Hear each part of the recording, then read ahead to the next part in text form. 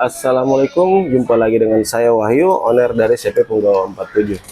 Kali ini saya akan mengedukasi atau memberikan edukasi tentang cara membeli AC yang baik dan benar, cocok dan aman. Jadi, yang pertama ketika kita membeli AC itu harus sesuai dengan kebutuhan atau keinginan yang kita mau. Contoh kita pakai AC setengah PK.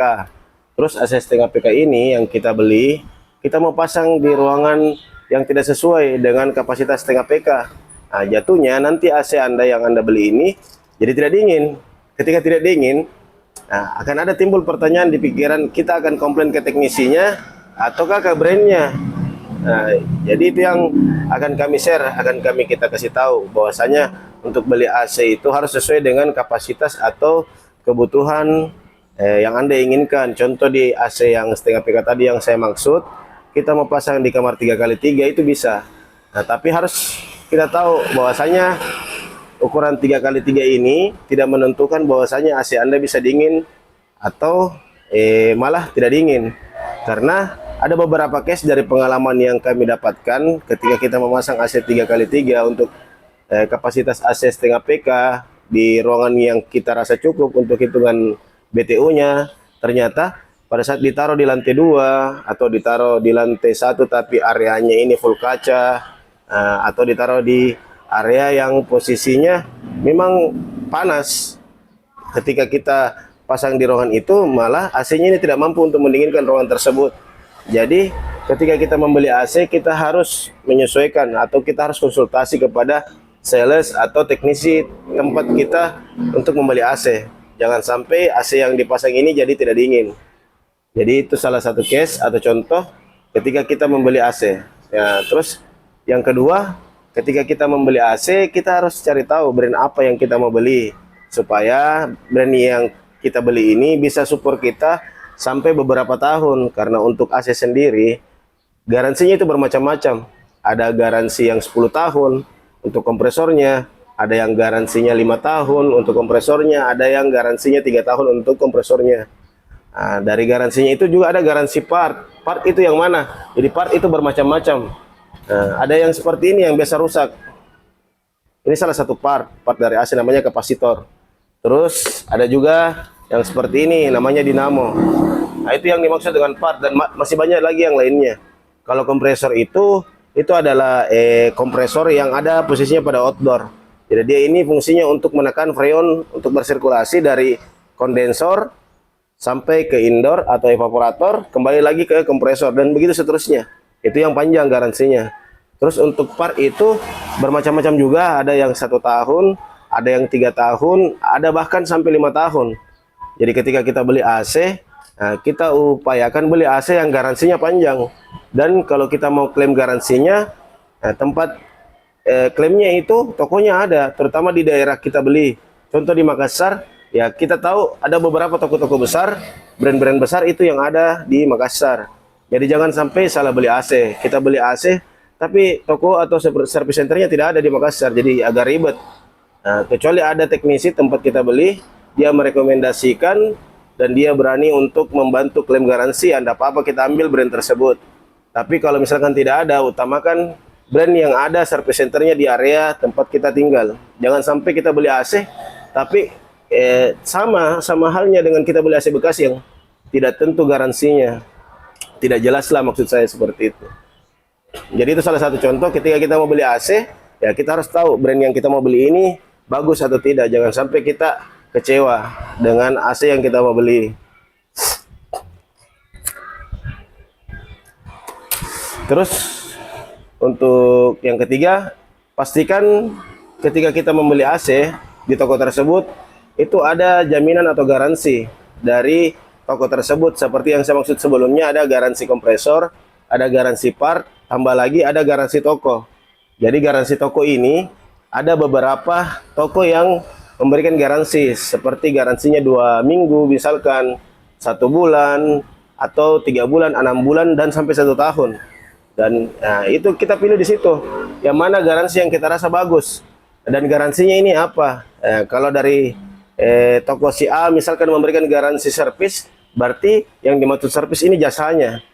Jadi ketika ada masalah dengan AC yang dipasang, AC baru yang dipasang ini bermasalah, kita hitung garansi par, berarti misalkan dari brand Gree itu 5 tahun, kita sebut saja brand Gree lah, yang saya rasa salah satu brand yang sangat support untuk kualitas dan juga garansi yang panjang.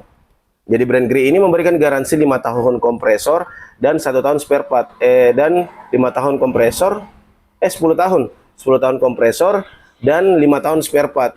Jadi ketika ada apa-apa dengan unit AC brand yang kita beli ini, Gree ini, 5 tahun dia bisa support kita spare partnya guys. Tambah toko tadi, toko kasih kita garansi install, misalkan kayak dari toko saya itu memberikan garansi install untuk brand Gree 1 tahun di jasa service. Jadi ketika ada apa-apa dengan AC-nya brand Gree ini, kami akan bantu memperbaiki tanpa ada biaya untuk jasanya. Di luar daripada jasa seperti material, kan masih ada garansi dari brand Gree atau brand tersebut yang memberikan garansi par. Ya kita pakai, kita gabung, jadi tidak ada biaya yang keluar untuk klaim garansinya seperti itu. Jadi cari toko yang memberikan garansi itu panjang. Jangan case-nya seperti ini. Nah, AC kita beli AC baru, terus AC baru yang dibeli ini jatuhnya belum 1 bulan sampai 2 bulan sudah rusak. Nah, terus kita tidak memanfaatkan garansinya dengan cara telepon teknisi langganan kita. Teknisi langganan kita juga ini tidak mau support kita untuk klaim ke brandnya. Akhirnya kita mengeluarkan lagi biaya.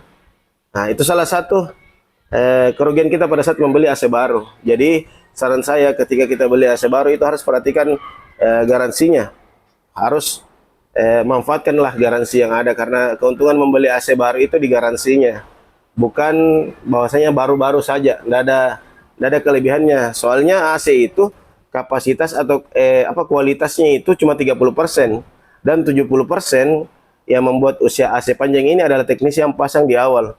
Jadi ketika dia pasang di awal itu SOP benar, pasti AC yang kita beli ini bisa berusia panjang atau bisa awet.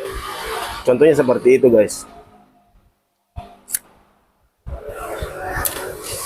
Terus ketika AC sudah dibeli nih di toko yang kita percaya, yang kita recommended, nah, pasti teknisi akan datang ke rumah untuk memasang AC tersebut.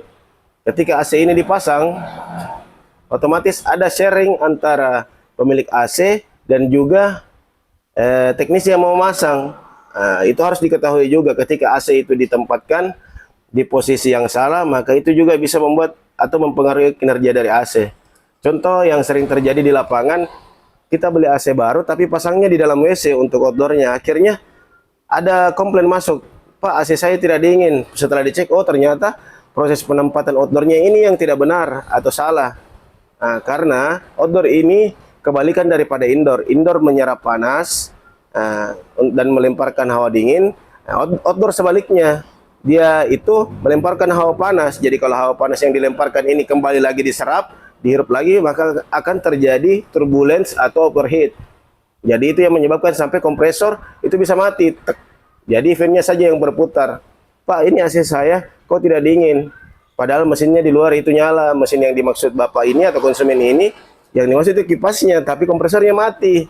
Setelah dicek, ya ini posisi penempatan yang tidak benar. Nah, itu juga saran saya kepada teknisi, ketika teknisi ingin memasang di posisi seperti itu atau posisi tersebut, itu harus mengedukasikan ke customer supaya customer mau mengeluarkan biaya sedikit.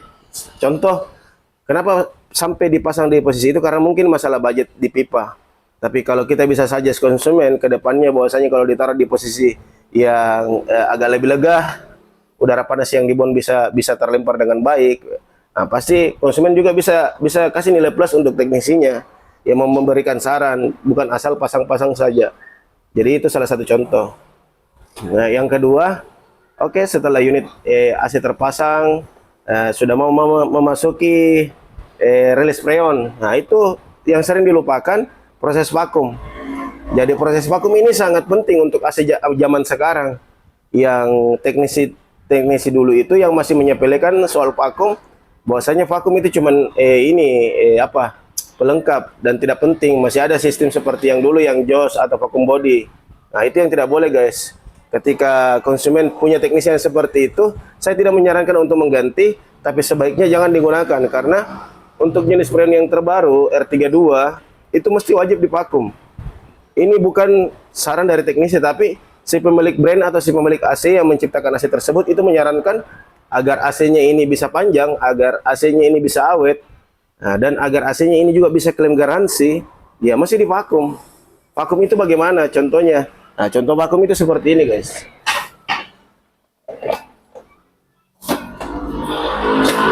Jadi contoh vakum itu seperti ini. Nah ini vakum ukuran 1/4. Untuk harga vakum ini itu tidak terlalu mahal. Teknisi pasti bisa beli alat seperti ini. Jadi vakum itu fungsinya untuk menyerap udara yang ada di instalasi pipa AC dan di evaporator atau di indoor sebelum freon ini dirilis di bagian outdoor. Jadi sebelum dia dialiri freon, ya itu wajib divakum dulu.